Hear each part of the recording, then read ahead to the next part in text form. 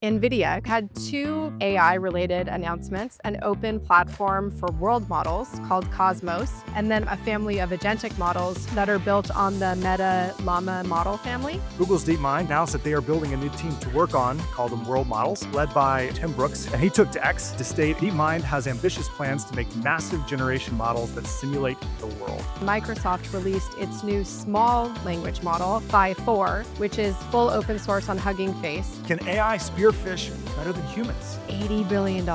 That is how much money Microsoft is apparently investing in AI infrastructure over the next year. Meta setting a record for walking away from new changes in the new year as they pulled some of those AI-powered profiles we were talking about. Chinese startup NeuroXS announced exciting advancements in the area of brain-computer interface. Could AI help with cancer screening? Sam Altman put out a tweet near the singularity, unclear which side.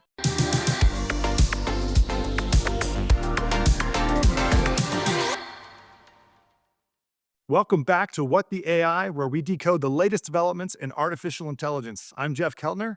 And I'm Annie Delgado. Hey, Annie, how you doing? I'm doing well, Jeff. How are you doing? Well, I'm in a new place, escaping some of the smoke from the wildfires in Los Angeles, so we're doing pretty well. I'm glad you guys are safe and you have a new place to go to. My heart is going out to all of the people affected. It's tragic what is going on down there. Yeah, it's really devastating and tough, and we're safe, thankfully. Fortunately, our home is likely very safe where it is, far from the not far, but far enough from the fires. But it's shockingly close, and the devastation is kind of unreal. I don't think we'll have a full accounting for a little while, but it's pretty crazy. It is insane. I'm up here in the Bay Area and no smoke up here, but happy to not be at CES. How about you? Maybe this is the year I'm least happy to not be at CES because I'm not dealing with this kind of stuff. But I've always been happy to not be at CES. It just seems like I like watching my news feed this week, but not. I don't want to be in Vegas with the craziness that is the Consumer Electronics Show. I know it's a wild event I hear, but definitely a lot of great news coming out of CES. My understanding is that Nvidia, excuse me, took center stage at CES with a couple of pretty interesting announcements. So they've had some new chips, a $3,000 personal computer that they say is 1,000 times more powerful than the average laptop. But they had two pretty interesting AI related announcements that I thought you and I should talk about. The first is an open platform for world models called Cosmos, and then also a family of agentic models that are built on the Meta Llama model family. So I know you've been busy this week, but have you caught up on these things too? I was reading up on it. First of all, I don't know if anybody watched, but Jensen traded out his regular leather jacket for an alligator black jacket. So he looked extra shiny on stage for his opening keynote. I was like, what is he wearing? So apparently it was alligator for those who were wondering. And yeah, I was checking up. This is a pretty big set of announcements. I might be $30,000 personal savings out here in a week or two, and I could buy 1,000 times more powerful laptop based on Nvidia technologies. That sounds pretty fun. Well, yeah, I'm curious to see what you do with that powerful laptop. But let's start with the AI stuff. So, what is NVIDIA doing in terms of the Llama models here? Yeah, so the Llama models are open source models that Meta has released. I love the name Llama; it's kind of fun. And Nvidia really went and did some like pruning, retraining, focusing on efficiency optimizations and things. They call them agentic, but I think they're really trying to get to instruction following, function calling. So these models are better to build if you want to call out to a third party data service or an internal enterprise service in the course of responding to things. And they, of course, heavily optimize the models to run faster on NVIDIA hardware. So they are very specific to running on NVIDIA chips and focused on enterprise use cases with some of this retraining and agentic focus. So new versions of the Llama models that they're out there producing. And so, who do we think? What kind of industries or companies do you think are going to be early adopters of this sort of open source technology that they're putting out there? I think a lot of enterprises are looking at these models and going, why not run it myself? If I've built up hardware, if I can get a hold of GPUs, maybe I can't, and then that's a problem. But many enterprises have been building up GPU capacity, and they're like, I don't really want to pay OpenAI or Google or Anthropic for API calls to a cloud service, and they may want to access internal corporate information or private functions and services. And so I think a lot of larger companies are going to be building on these open source models, running them internally on their own hardware, connecting them to their own data sources. And NVIDIA clearly the leader in the GPU world, and they're trying to leverage that to being, obviously these models are there to say, hey, we've done a bunch of work to make it easier for you to build stuff as long as you're running them on our chips. And what a better way to sell chips than that? I know, pretty smart way to sell chips. So this sort of focus is on helping enterprises build agents. So it can be, customer service, that type of thing. But their second launch is really about helping developers build robots. Is that right? The Cosmos models? I think it'll be a little beyond robots, but yeah, they call it the world model. And what's interesting, we talked last time when we talked about VO, the Google's video generation model, or Sora, OpenAI's generation model. They often like fail basic physics tests. Like they just do things that don't make any sense because they're really just predicting the next frame of a video, but they have no concept of a knife is cutting meat or whatever, or a balloon is flying up because it's got lower density in the air. They just like when I see a balloon, it tends to do this, or when I see a shape like that, it tends to behave like this. And so they can make really weird errors because they don't understand the underlying reality. And the goal of these world models is to actually allow them to take in video inputs and understand the world, to build a model of what they're seeing physically, as well as just like what's the next frame. So you can imagine that making better video graphics, whether that's in video games or for movies. You can see all sorts of use cases, but certainly robotics is a big one in the real world. If a robot sees an image of something, you want it to understand that when it drops something out of its hand, the thing is gonna fall. That's how gravity works. But right now, video models don't have a sense of that, and so that's what they're trying to do with these, which is pretty cool. And I think I read, hopefully this is accurate and I'm remembering correctly, but it was something like 20 million hours of real world data that this is trained on, like an Yeah. enormous amount of data. That's right, enormous amount of video data that they train this on, to try and get real sense of the physics of what's going on, and then what's interesting is that they're really I mean, you can use this for video generation, and they will, I'm sure, but they're also looking at all these interesting use cases outside of, video generation because obviously robotics, kind of real world navigation, all sorts of things require being able to see video things that we as humans do, like, intuitively. This is one of the times when you think when people go, "How can we be near AGI? These models are so stupid."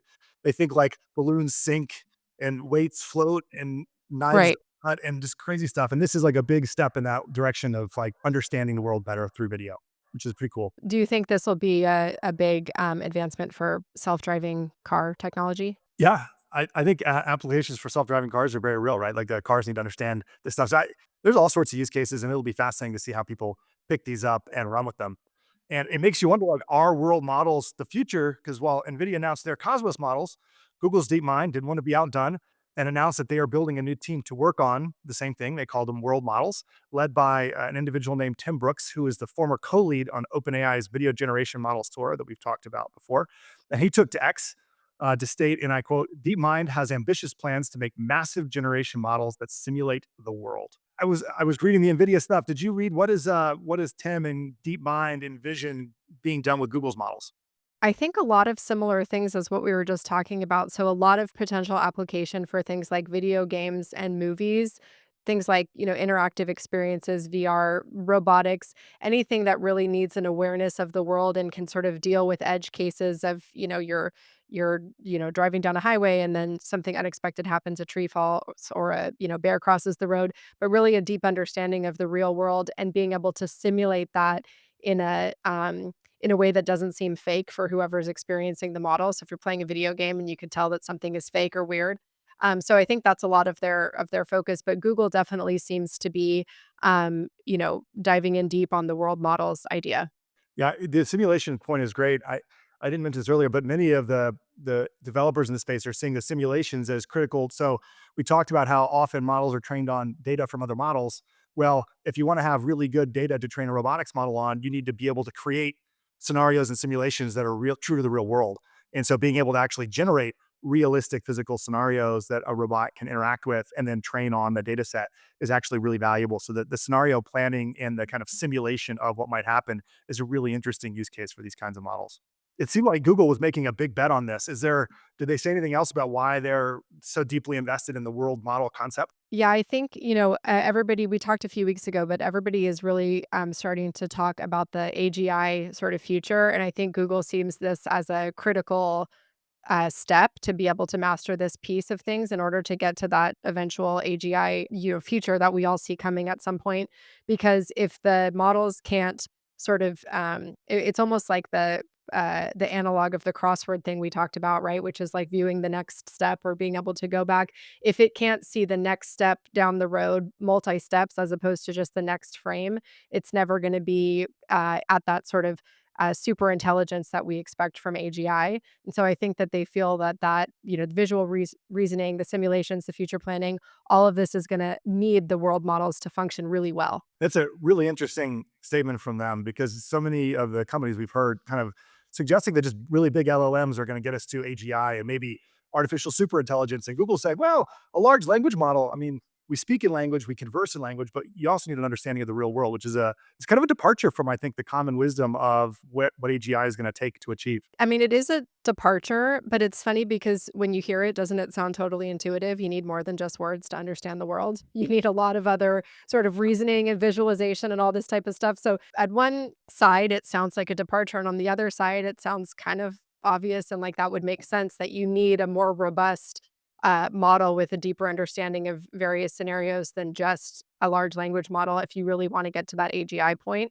because the whole thing about AGI is a intelligent system that sort of thinks like a human thinks, right? And we think beyond words. We make all kinds of assessments from things that we're taking in around us visually. So it really just makes a lot of sense. So these two announcements from Nvidia highlight the sort of broader use, wide availability of data and models, but it sort of begs the question of whether proprietary closed models is a way of the future or just a bottomless money pit. And so this is, I think, an interesting question to wrestle with.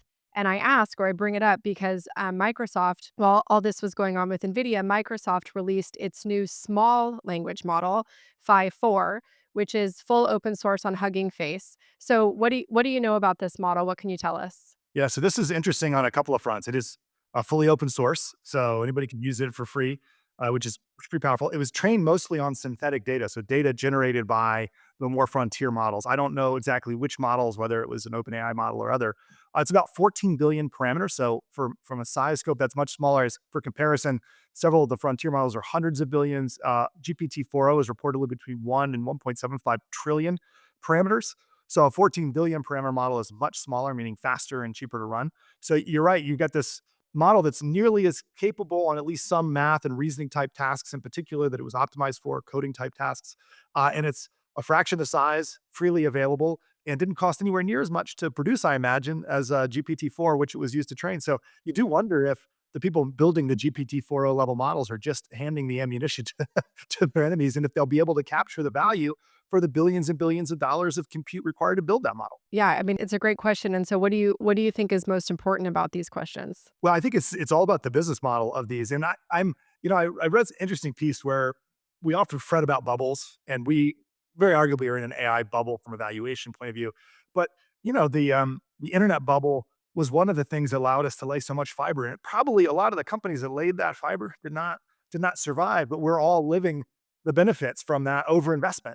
And so if the reality is that some venture capitalists that invested late stage in OpenAI don't make money on their investment, but we get really world-class models, but they can't be profitable building tens of billions of dollar models. I think that's not a terrible thing. I don't know that that's for sure true, but it certainly makes you wonder whether the OpenAIs of the world can capture the value created by these models, or whether your Nvidia, Meta, Microsoft open source models are going to come along, use those models to train, be just about as good, and most of the value is captured by those guys. So it's really interesting. Yeah, very interesting. Moving on, I want to talk, can AI spearfish better than humans? So I'm not talking about the kind of spearfishing that I like to do where you get to like eat the fish at the end. I was gonna Uh, say, is it gadget enabled, like that fishing thing that AI looks for the spearfish. fish and tells you? Yeah. No, we're talking about personally targeted spam phishing emails. And researchers found that AI models could build more effective phishing emails than even human experts. This was terrifying to me. We talked about IRS AI generated fraud this week. Now we're talking about AI generated spear phishing. How much more effective are these AI models? What are we talking about here, Annie? Yeah, this is absolutely terrifying. So the assessment that this study came out with is that it's 50% more effective at getting people to succumb to the phishing email. So just backing up really quick, what a phishing email is it's just those spam emails you get that are purporting to be somebody else, and they are convincing enough that you click on the attachment, it downloads the virus, it does whatever it does to be able to get into your system and steal data. And these are a huge problem for a lot of companies because many of the costliest data breaches that companies have experienced have been the direct result of a phishing campaign, right? So somebody reaches out and they have some fake email and it looks like it's coming from Jeff and he wants to talk about the podcast, but actually it's some bad guy that is just trying to get me to click on a link. And so the AI generated content, it seems like, is so much more effective because they're able to gather so much data to make it highly personalized, and people are more likely to click on a phishing email that's highly personalized. But fifty times more cost effective than manual attacks, right? More people are clicking on these things. The fraudsters are being able to spend less time, getting the email. Each email is more lucrative, and they're spending less time to sort of generate it. So it's pretty terrifying to think about. That's a terrible combo. 50 times less expensive, and yet you would expect, oh, it's really cheap, but like it doesn't work as well. It turns out not only is it cheaper, but it works better too. So everybody got to take their IT infosec training, figure out the phishing emails and how to find them. And good reminder for everybody: if you do get a link from Amex or somebody, like never click the link. Always go, call the number you have on your phone, go to the website and search for the whatever the help tutorial is. Don't call the number that you get an email. Don't click the link you get an email. You always want to go and be very careful. And these guys are really tricky in how they operate. But I mean, I thought they were pretty good before, but 50% more effective is just terrifying what that means is coming at us. Hopefully, we get 50% more effective at finding them too. Yeah, I mean, it's true, but, those aren't even the scariest parts, to be honest with you. So, 50% more effective, 50% more cost effective, very scary. But also, they have seen that basically by using the LLMs to create this custom content, they can make accurate profiles of the victim 88% of the time. So if of the target. So if you wanna fish and you wanna go after Jeff to try to get access to something he has, 88% of the time, you can create something that's highly customized and accurate for Jeff. And that is really, really, creepy, as you said, and it actually begs the question, I think in companies, we always train our employees about how to avoid phishing campaigns and cybersecurity, but what about the average person who doesn't work for a company where they get that type of training? We need to start training kids in school and, like, early on, really make people aware of not trusting these sources because I don't know how you get information out to the general public of how scary this stuff can be. Well, maybe they can listen to the podcast. I definitely, maybe I need to start sending. I've definitely talked to my kids about this stuff, and maybe I need to send a couple of spear phishing emails to my kids. Yeah, One of the things that terrified me when I read this is that they used, I want to say GPT 4.0 and Claude 3.5 to generate a lot of these. And they said the guardrails in place to prevent malicious usage of these models were essentially not worth talking about because they were so easy to circumvent, which didn't make me feel a lot better about where we stand in terms of freely available tools being able to be used to generate this kind of attack. totally, totally. Well, you know what's cooler than $1 billion? I don't actually. $80 billion. $80 billion. That's right, and that is how much money Microsoft is apparently investing in AI infrastructure over the next year. $80 billion, that's a lot of money. $80 billion is a lot of money. They're fully committed, I guess, pot committed with 5-4 and everything else. That's right, but what are they pot committed to? Where are these funds going? Yeah, so they made a blog announcement about this, and the money is really going into infrastructure build out. So a lot of AI oriented data centers to handle the compute, both training and then inference time, as they expect broader usage of these models. Of course, what they would call R&D, so training new models, the actual cost to to operate the infrastructure to produce the next 5.4, 5.5, whatever other models they want to put out there. And then a lot around skills build out. So how do we actually develop the skills for AI people to use AI models, the technical infrastructure for people to be able to actually take advantage of this stuff. So they're investing quite a bit, and 50% of it right here in America. They were very, very specific and clear. They wanted to make it clear that everybody understood that 50% of the investment for Microsoft was coming here into America. I read that, and, I also the title of the article is pretty loud as well, so the title was "The Golden Opportunity for American AI." So do you think this was somewhat of like a political outreach or move? I mean, I might defer to you on the question of politics, but it certainly felt that way. They referenced when they talked about training 2.5 million Americans on AI skills and capabilities. They referred to AI as a great American export. But they also, when they were talking about skills training, they referred to some things Trump had done in his first administration. So I went, oh, this seems really interesting. Talking about investing in America, very clear on it, talking about upskilling workers, crediting the president, incoming president for his previous work in this area. Seems like certainly they're trying to get on the good side of the incoming administration. But certainly, that's not just a political play. $80 billion is a real investment of resource, and they certainly believe it's going to pay off. So Yeah, I mean, I think it's a pretty interesting historical question in terms of trying to place ourselves in history, right? They sort of are drawing parallels to things like when we got electricity or large undertakings that required the work of the entire sort of government and private sector to sort of outpace other countries. We talk a lot on the podcast about companies competing with each other and who's better, is Gemini or ChatGPT, but this is really about US based AI in a race against foreign AI, and that is, I think, an interesting question. It's like the new moon race, right? It's the AI race. Who is gonna be able to build the better technology? it does remind you of the Sputnik moment. I think they're trying to recreate something of the urgency that the Russians beating us to space achieved. And certainly the vision here is the competition with China, where a lot of the other models are emerging, where there is real investment. And, you know, the, you can have, there's lots of problems with the communist and centrally controlled governments and economies, but they are able to rally resources and invest in a way that is hard for often more democratic societies to do. We have to debate and every once in a little piece of the pie, and there's kind of a diversion. And the Chinese centralized can just, if they decide this is the future and they want to be leaders, they can really invest. They did that very well with solar panels and solar powered energy. Like they are the world top producer of solar panels, and they really decided that was the future of energy. They wanted to be there, and it'll be they make for a formidable counterpart. And when you think about this investment in AI, so I certainly think it's an interesting moment to try and rally the country the way we were in that time period around the moon race, to be the leaders in AI and to build that future.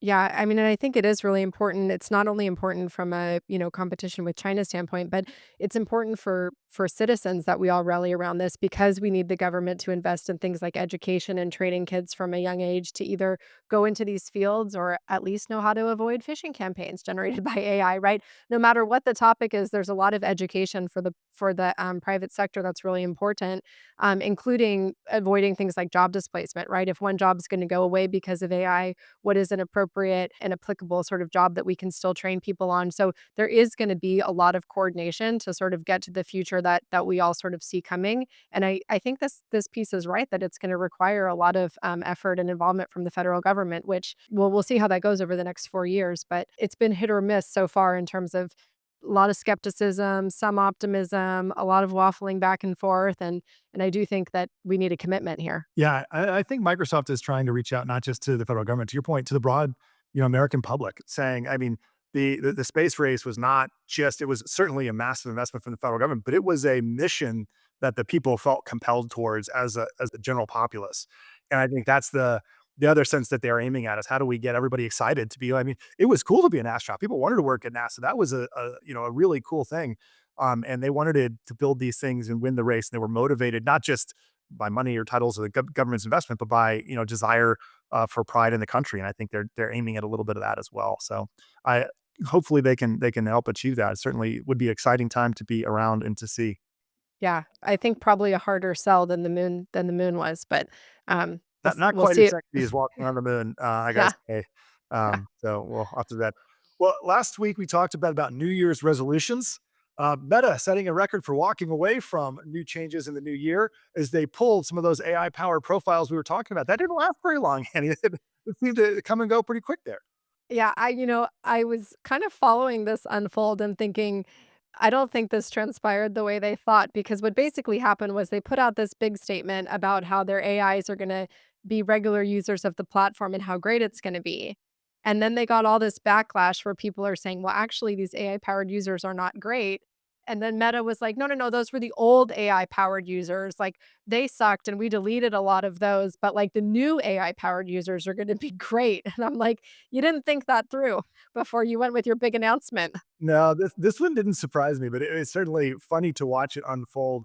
But it doesn't feel like this is the end of the story where they're walking away from this direction. I think this is still where they're headed. Yeah, I think so too. I think that they need some sort of rebranding of what their technology is, but I don't think they're walking away from it because I think it's been an investment for them and something that they're excited about. Yeah, well, they certainly seem to believe that more generated content leads to more engagement, more targeted content leads to more engagement, and they can achieve that better through AI. And what do you care if it's interesting content, a post that you would have liked? Well, Yeah, if you follow me on X or whatever, like, do you really care if I'm a human or not? Like, as long as the content is interesting and relevant and useful to you, or at least from Facebook's point of view, engaging.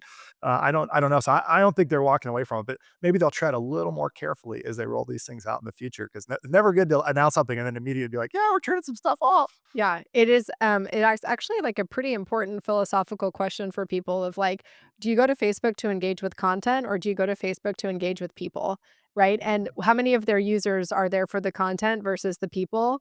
And that, you know, I don't think I don't have the data on that. I'm assuming that they have the data, and that's why they're excited about this direction, but we'll see how it goes. It does remind me, it's a fascinating question, and I've seen Elon Musk tweeting recently about what their objective for the algorithm, for their engagement algorithm is on X, and you can Yeah. believe him or not about how this is will although I think the algorithm is open source now, so you can go pretty complicated from what I understand, it's not easy for just to understand, but he describes it as non-regretted user second, like, not because I find if you engage with certain kinds of content, then you go, "God, what did I just do with that 30 minutes?" And other kinds of content, you're like, "Hey, that was really like, I'm glad I did that." And so he's looking for the maximum number of "I'm glad I did that" moments, which is a really interesting way to frame the question. It's certainly not the most, profitable. The most profitable is certainly maximum number of engagements, regretted or not, over time. You can debate about regret leading to lack of usage over time, but, interesting that they're aiming in that direction. So we'll be curious to see how that works. That's right. So Jeff, are you ready to have your mind blown? Yes, always. Okay. What do you think about the ability to control a computer with your own mind? Chinese startup NeuroXS announced pretty clear, exciting advancements in the area of brain computer interface, which is literally an interface where your brain controls the computer. Yes. Amazing. Amazing. I just hope it's a one-way pipe only. It kinda scares me if I'm putting something in my they're implanting things like, similar to Neuralink really, in the brain, but it's kinda crazy. It sounds like the future, but it feels kinda I mean, just I'm not sure how I feel about it. I'm very torn, I'll put it that way. Yeah. So before we get into details and sort of talk about that, tell me about the individual that they sort of piloted this with.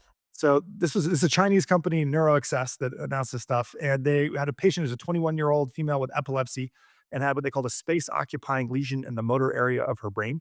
So not just starting with regular people, and I do think that's an important part that both Neuralink and NeuroAccess are kind of targeting people with diminished capability because of medical issues that they can actually recover capability, as opposed to like, how do I put some electrodes in my brain and become a super being or whatever. So it's really targeting places where there's an immediate need for this, not just a want.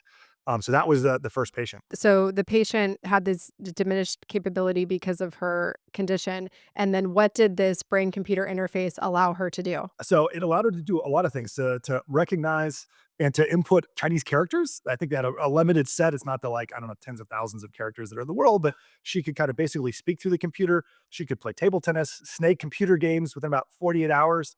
And in 2 weeks, she was purportedly able to use their operating system that they built, which is like a brain computer operating system to operate smartphone apps like WeChat. And I can't even pronounce the names of the apps because they're Chinese apps, but she was able to actually go and use kind of traditional smartphone apps, play computer games, and even control some robotic arms with just with her thoughts and her brain by being able to kind of. It took some training, like a couple of weeks, to get to some of the more advanced capabilities, but pretty amazing ability there. Yeah, it's absolutely incredible. I mean, there's so many fascinating questions that this unlocks, but like, I wonder if this type of technology is going to allow us to better understand conditions that today we have a really hard time understanding because the patients are nonverbal and can't really articulate. So, like, that's one question that I think is a super interesting thing that we're going to see unfold.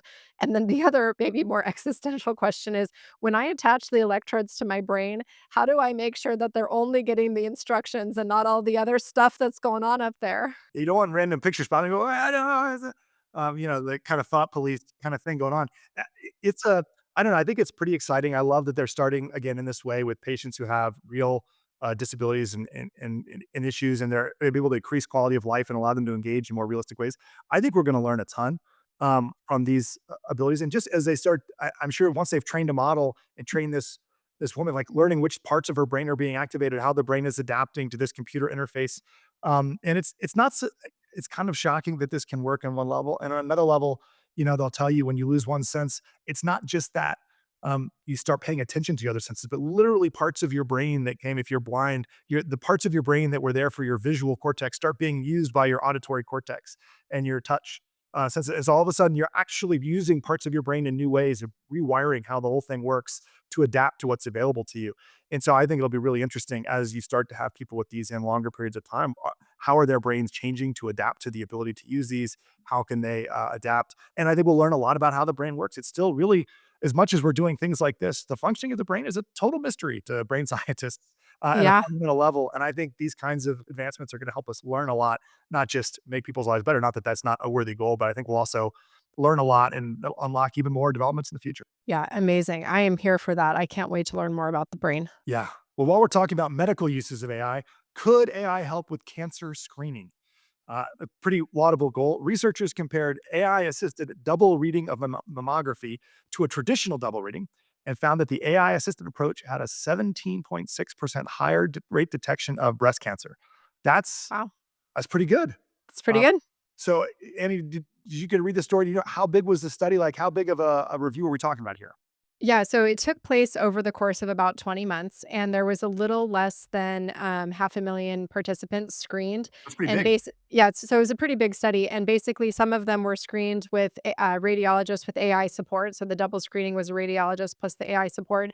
And then the other was just radiologists with no AI support. So it was a pretty robust study in terms of sort of how they orchestrated it and then the time and the number of participants involved. So that's a big study, seems pretty robust. 17% seems pretty high. Talk to me a little bit about, like, what are the improvements in accuracy? What are they really seeing in the results here? Yes, so basically what they saw is that when results were reviewed and then biopsies were ordered to sort of further confirm whatever the suspicion was after reviewing the initial screen, 65% of the AI assisted readings confirmed cancer versus 59% of the human screened confirming cancer. So there was a higher degree of accuracy in terms of recommending procedures and next steps from the AI assisted screening versus the human only screening.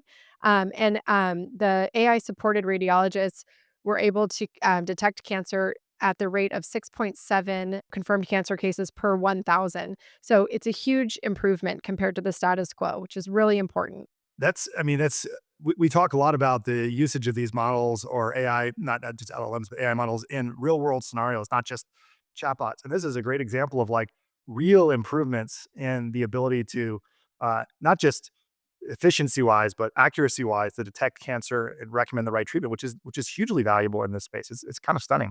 That's right. But the efficiency thing I think is actually hugely important in this particular study because obviously, if you have cancer or you might have cancer, every day counts, not just in terms of, living with the uncertainty while you're waiting for those results to come back, but also the starting of treatment, right? And so the fact that the AI assisted results were able to sort of funnel to the top so much quicker because they're happening, in the background by a computer and not through people poring over results.